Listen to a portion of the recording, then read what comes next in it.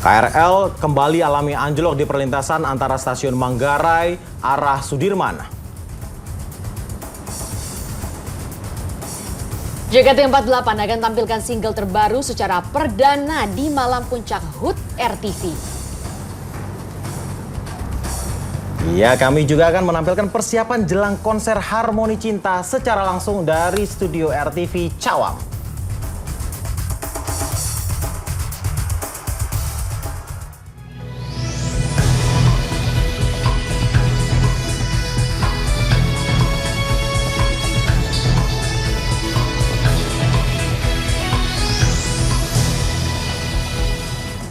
Halo dan selamat siang. Berjumpa lagi dengan Lensa Indonesia Siang, di mana hari ini sepertinya spesial ya Cita ya. Iya dong, ini adalah hari yang sudah kita nanti-nanti karena ini malam ini akan ada malam puncak dari perayaan HUT RTV yang kedua, dan tentunya informasi hari ini juga terkait dengan perayaan HUT. Betul, salah satunya ada Eru ya yang pasti Iya. dinanti para pecinta K-pop di rumah. Betul sekali, langsung saja untuk kita lihat selengkapnya. Inilah Lensa Indonesia Siang bersama saya Senandung Cita. Dan saya Ahmad Topan, inilah Lensa Indonesia Siang hanya untuk Anda.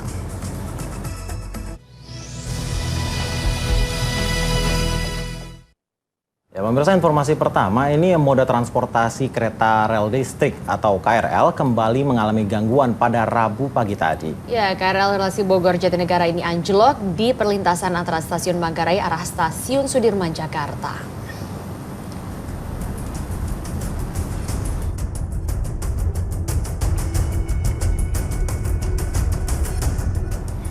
Anjloknya kereta rel listrik ini terjadi pada pukul 6:18 pagi tadi. Berdasarkan informasi dari penumpang, kejadian terjadi tidak lama setelah kereta berangkat dari stasiun Manggarai. Saat itu terdengar suara benturan keras ketika kereta melewati tikungan. Tidak lama berselang, seluruh pintu kereta terbuka dan penumpang berhamburan keluar. Ya, pihak pengelola yakni KCJ memberlakukan sistem penggunaan satu jalur secara bergantian agar perjalanan KRL lintas Manggarai menuju Tanah Abang tetap dapat beroperasi. Namun akibat pemberlakuan sistem ini, terjadi antrian kereta di lintasan sehingga penumpang membutuhkan waktu yang lebih lama untuk mencapai stasiun tujuan. Kereta yang bermasalah pun berhasil dikembalikan ke jalur setelah 3 jam lebih upaya evakuasi. Meski jalur telah kembali normal, namun secara keseluruhan perjalanan kereta masih terganggu karena masih banyaknya antrian kereta.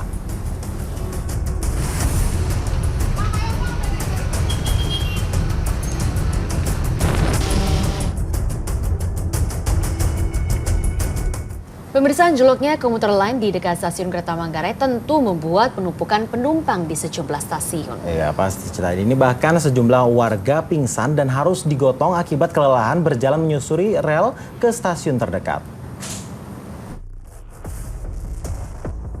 Kereta anjlok di perlintasan antara stasiun Manggarai dan Sudirman ini membuat ratusan penumpang harus berjalan menyusuri rel menuju stasiun terdekat.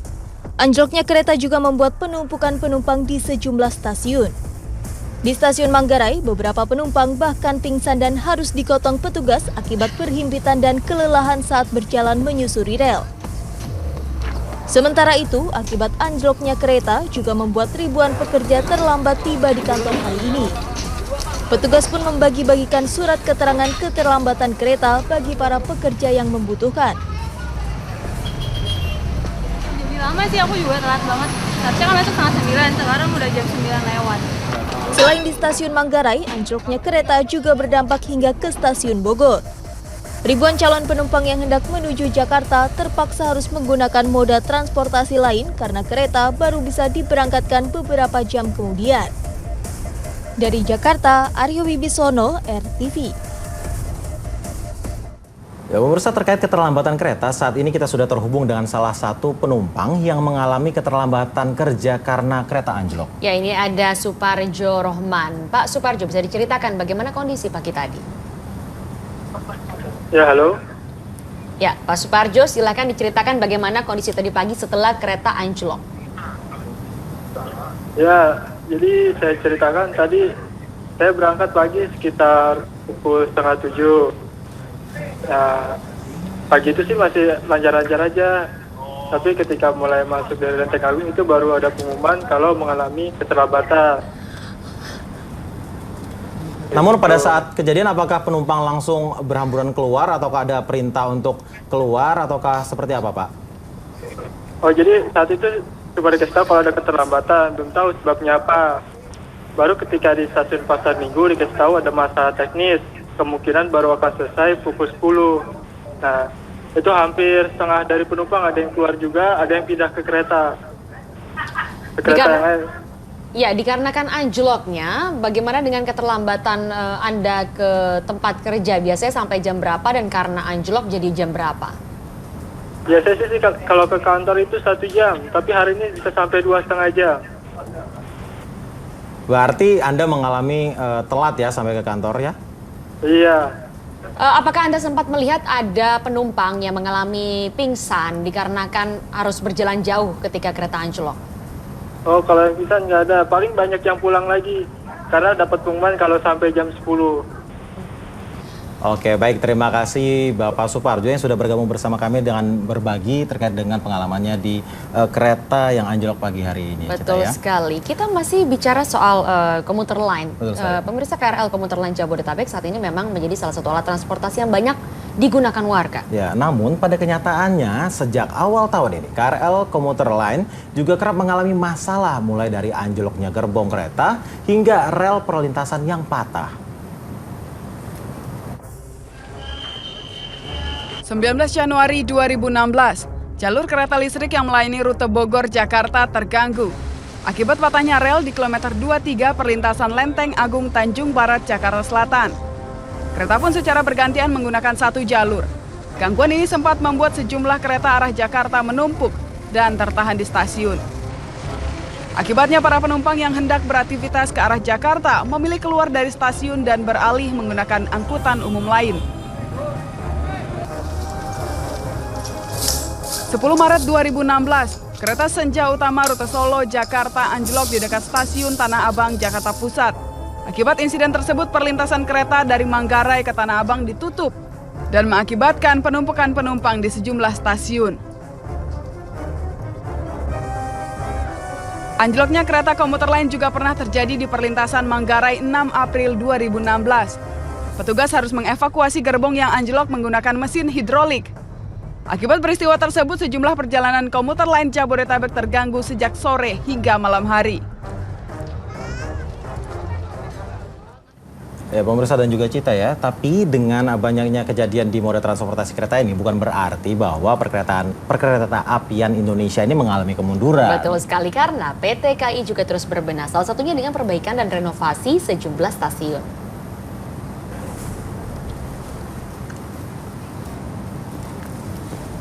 Pemirsa, jika Anda menyangka ini adalah stasiun kereta di luar negeri, maka Anda salah besar. Karena inilah wajah baru dari stasiun Kebayoran Lama yang berada di Jakarta Selatan. Stasiun dengan luas 3.384 meter ini kini disulap menjadi stasiun dengan fasilitas terlengkap dan megah. Ya, kini stasiun Kebayoran Lama memiliki eskalator dan juga lift bagi penumpang disabilitas serta penumpang lansia. Selain itu, toilet pun disulap menjadi lebih memadai serta atap dan juga cat yang baru. Untuk kenyamanan penumpang, tangga jalan pun dibuat lebih lebar.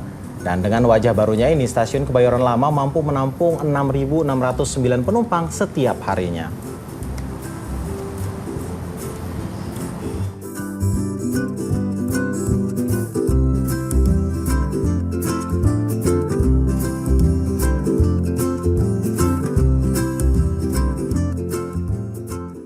Pemirsa, innalillahi wa inna ilaihi raji'un. Berita duka datang dari penyanyi dan juga musisi senior yang terkenal di era 90-an, Dedi Dores. Ya, musisi dan penyanyi yang terkenal sejak mengorbitkan Nika Ardila ini meninggal di Rumah Sakit Premier Bintaro.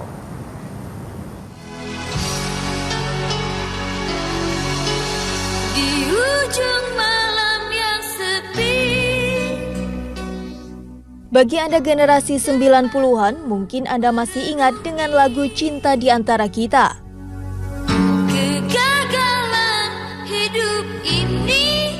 Ya, lagu ini merupakan kolaborasi penyanyi dengan suara seksi Nika Ardila dan juga Dedi Dores.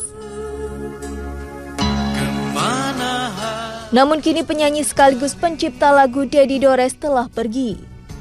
Musisi yang melambungkan nama Nika Ardila ini meninggal dunia malam tadi di Rumah Sakit Premier Bintaro. Sebelum meninggal dunia, musisi ini sempat mengeluh sakit dan minta diantar ke dokter di kawasan Kelapa Gading. Dedi Dores meninggal dunia di usia 65 tahun. Jenazah disemayamkan di kediamannya di kawasan Bintaro Sektor 9. Meski jarang muncul di layar kaca, namun lagu-lagunya bersama Nike Ardila masih banyak diingat publik dan pecinta lagu 90-an. Tim Liputan RTV. Yang pernah ada kini entah kemana. Tuhan tunjukkanlah jalan agar ku lupakan semua kegagalan hidup ini, biar berlalu dalam diriku. Ya pemirsa, mewakili segenap kru dan juga redaksi RTV, kami mengucapkan bela sungkawa yang sedalam-dalamnya atas berpulangnya Dedi Dores. Betul sekali, dan Lensa Indonesia Siang masih akan terus berlanjut dengan informasi lainnya seperti yang tadi kita janjikan, akan ada informasi soal ulang tahun ya. Betul sekali. Ya, kita akan melihat bagaimana persiapan ulang tahun nanti malam yang sudah ada di Studio Cawang, di mana sudah banyak dari mereka yang melakukan gladi resik. Lensa Indonesia Siang akan segera kembali.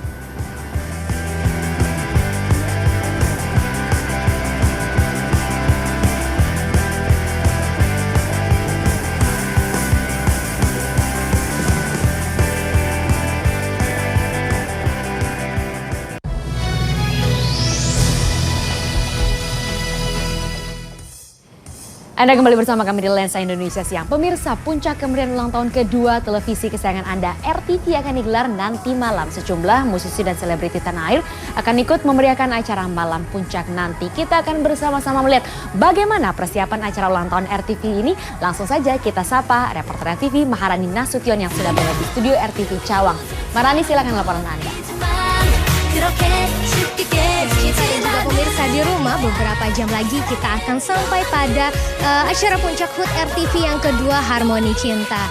Dan sampai saat ini persiapan masih terus dilakukan, baik dari tata suara, lampu maupun set panggung masih terus dalam pengecekan, dan agar nantinya acara puncak RTV berlangsung dengan sempurna. Dan dapat Anda lihat pemirsa, di belakang saya saat ini sudah ada salah satu pengisi acara nanti malam, yaitu pemenang cover dance yang juga turut memeriahkan acara RTV Expo pada minggu lalu.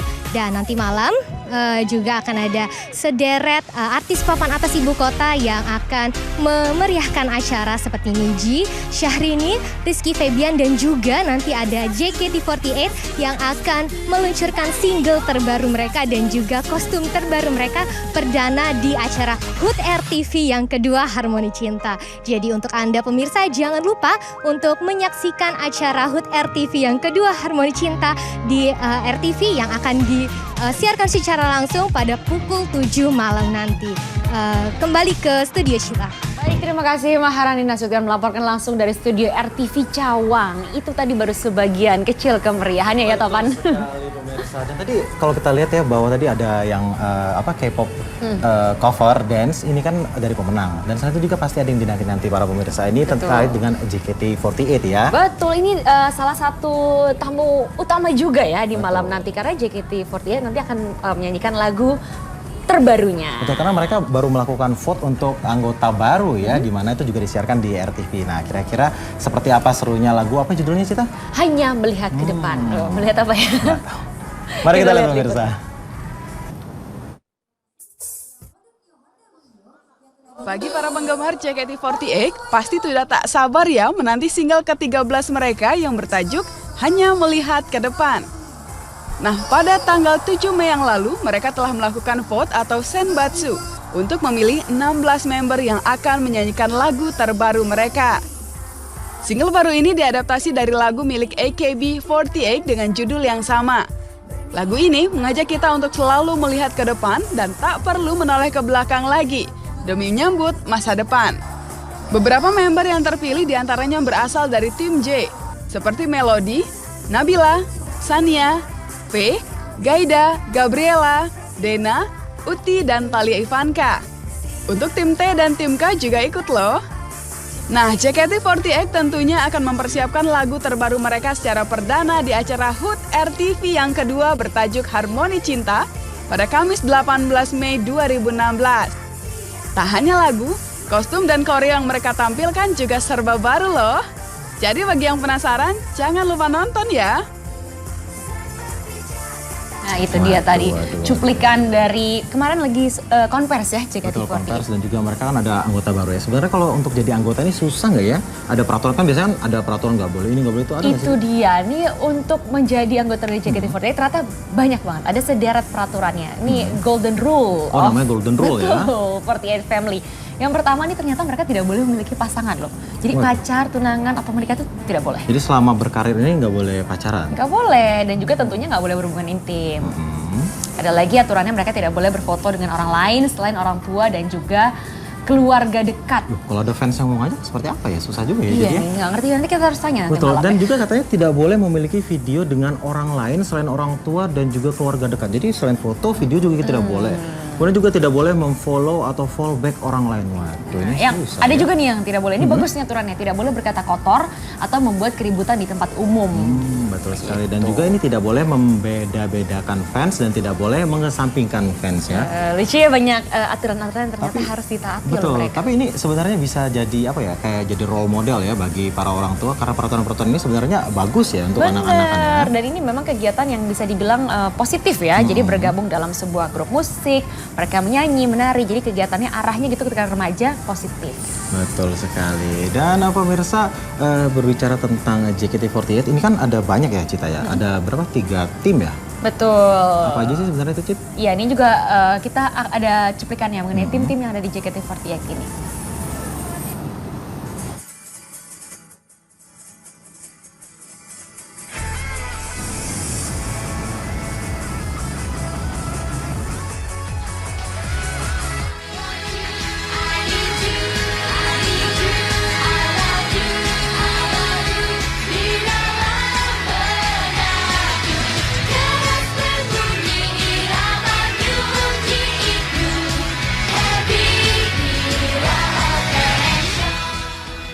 JKT48 ini adalah sister group AKB48 pertama di luar Jepang. Jumlah personil JKT48 sendiri mencapai 72 orang, terdiri dari 3 generasi dan dibagi menjadi 3 tim. 19 anggota tim J, 16 orang tim K, dan 36 siswi trainee.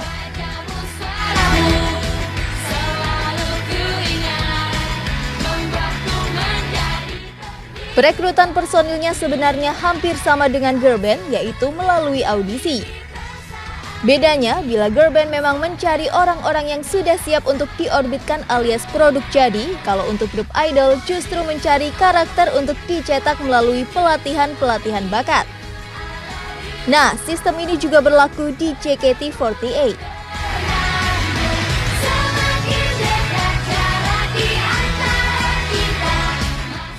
Untuk proses audisinya, pesertanya selalu mencapai ribuan orang.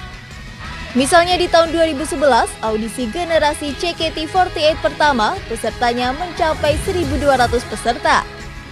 Audisi kedua mencapai 4.500 peserta, dan di setiap audisi akan ada tahap di mana produser Yasushi Akimoto yang datang untuk langsung menyeleksi. Sebagai bukti eksistensi, JKT48 telah banyak mengisi beragam acara di tahun pertamanya. Bahkan, JKT48 pernah perform di Tokyo Dome, Jepang. Album pertama yang telah dirilis berjudul Heavy Rotation yang berisi 10 lagu.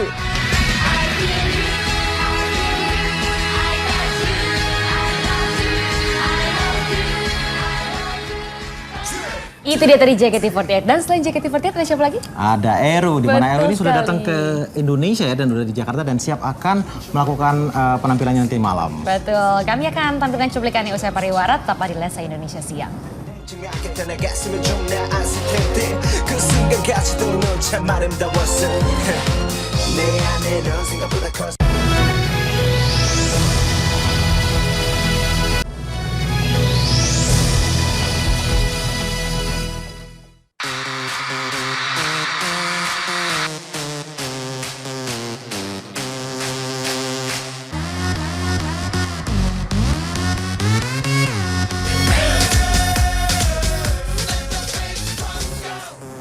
Anda kembali di Lensa Indonesia Siang dan kini saatnya Korean Update. Nah pemirsa, dalam Korean Update kali ini kami punya info dari Eru, di mana rupanya penyuka nasi goreng ini sudah tidak sabar untuk menghibur para fans di Indonesia, terutama penonton setia RTV. Ya, dan kabar Eru juga akan ada acara spesial seusai perhelatan Harmoni Cinta.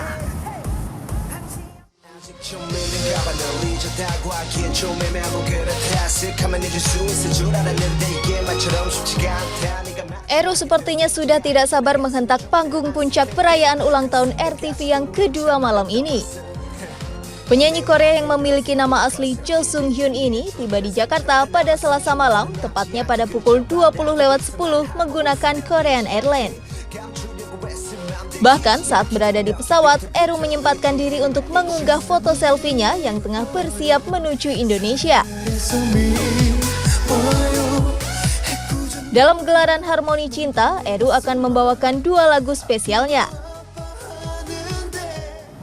Dan dalam rangkaian ulang tahun RTV ada juga anugerah untuk perempuan berprestasi, ya. Di mana ini kita berbicara tentang kiprahnya dari Hovifah Indar Parawangsa yang identik dengan kegiatan sosial, keagamaan dan juga kemasyarakatan, ya. Iya, konsistensi dan fokus pada hal yang diperjuangkan membuat Menteri Sosial ini bersinar di bidangnya. Inilah salah satu sosok perempuan berprestasi dalam Anugerah Lensa Indonesia 2016. Dan informasi ini sekaligus juga menutup jumpa kita di Lensa Indonesia Siang kali ini. Saya Senandung Macita. Dan saya Ahmad Topan, mewakili segenap kru yang bertugas mengucapkan terima kasih. Jangan lupa makan siang dan sampai jumpa.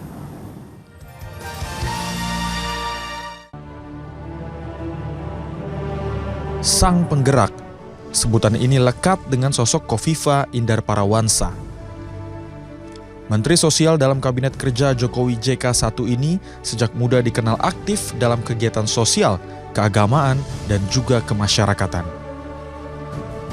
Perempuan kelahiran Surabaya, Jawa Timur 19 Mei 1965 ini semakin dikenal masyarakat ketika menjabat sebagai Ketua Umum Muslimat Nahdlatul Ulama atau NU.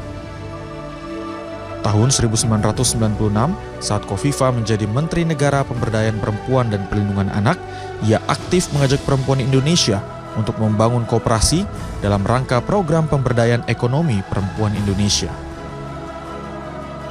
Hasilnya, tahun 2008 Muslimat NU bersama Hovifah berhasil membentuk induk koperasi yang membuatnya mendapatkan penghargaan dari Kementerian Koperasi dan UKM pada tahun 2008 dan juga 2013. Keaktifannya dalam organisasi sosial kemasyarakatan juga membuat ibu 4 orang anak ini meraih penghargaan sebagai tokoh penggerak dari Islamic Fair of Indonesia tahun 2011.